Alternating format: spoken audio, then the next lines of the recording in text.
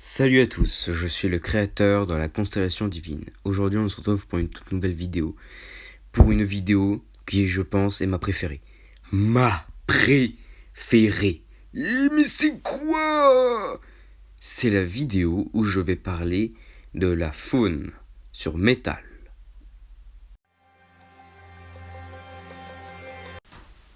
Donc, nous sommes en l'an 1. La glaciation que nous avons connue a complètement disparu à cause du champ intense. Mais le chaud intense a aussi disparu, laissant place à quelque chose de mieux, les océans, qui abritent la vie. Donc, enfilons notre tenue de plongée et plongeons dans le super océan Métalis. À peine quelques mètres de profondeur, nous découvrons le premier animal qui a été dessiné par Agarion Chantétoile. Voici le Vendria, un petit poisson omnivore. Si un prédateur essaye d'attaquer un Vendria, au niveau de son crâne, il ne pourra pas. Il sera repoussé comme par un bouclier, car son crâne est très très dur. Sauf que si le prédateur touche son crâne, vu que ses os sont très près de son cerveau peut être atrophié à cause des coups donnés par ses prédateurs. Sachant que les animaux qui vivent dans les profondeurs sont très dangereux. Mais il y a un seul qui peut mettre à l'épreuve son bouclier. Son nom est l'Aria. L'Aria est un poisson carnivore. Celui-ci attaque les Vendria. C'est sa proie favorite.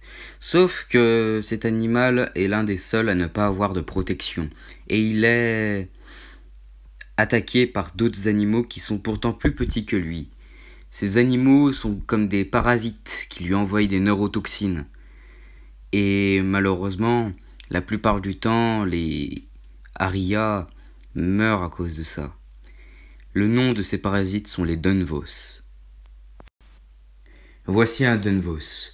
Les Dunvos sont des parasites omnivores qui injectent des neurotoxines dans les Aria.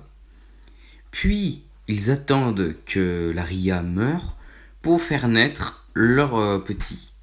Ils mangent une partie de l'Aria, puis partent, laissant le corps aux nouveau-nés qui pourront finir le repas.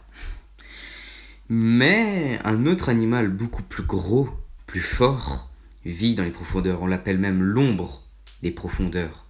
Cet animal n'a pourtant pas de protection et survit à ces neurotoxines. Son nom est le Silucos. Le Silucos, ou encore l'ombre des profondeurs, est presque intuable. Je dis presque, car il a un seul animal dans les océans, dans le super océan Métalis, qui peut le vaincre. Cet animal est appelé la carapace piquante. Son nom est le Dunkos. Les Dunkos sont carnivores et en même temps un peu charognards. Je m'explique. Ils peuvent chasser, sauf qu'à cause de leur carapace très très lourde, ils peuvent qu'attendre la nourriture. Ou réellement qu'un animal passe réellement très près d'eux. En tout cas,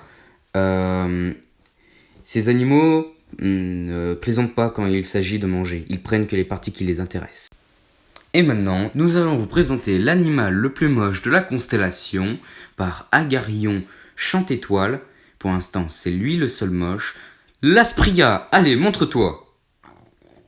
C'est vrai qu'il donne pas envie.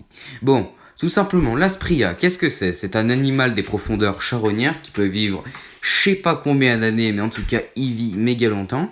Ils ne peuvent pas remonter à la surface des abysses parce que sinon ils explosent. Et surtout, ils sont dégueulasses. Ils gardent la bouffe dans l'espèce de sac à l'arrière de son corps. C'est réellement dégueulasse. Donc bon, cet animal n'a que 2 nageoires et attend que la nourriture tombe dans les abysses. Bon, mangeons un donut. C'est la fin de cette vidéo, j'espère qu'elle vous aura plu. N'hésitez pas à lâcher un pouce bleu, à vous abonner, à partager et à commenter, ça me ferait méga plaisir. Pour la prochaine vidéo, j'espère pouvoir vous présenter les animaux de Cyclope, puis après ceux de Rider. Pour l'instant, les systèmes solaires venaient juste d'être faits. Et voilà, donc je pouvais pas leur demander de le faire tout de suite. Tchuss!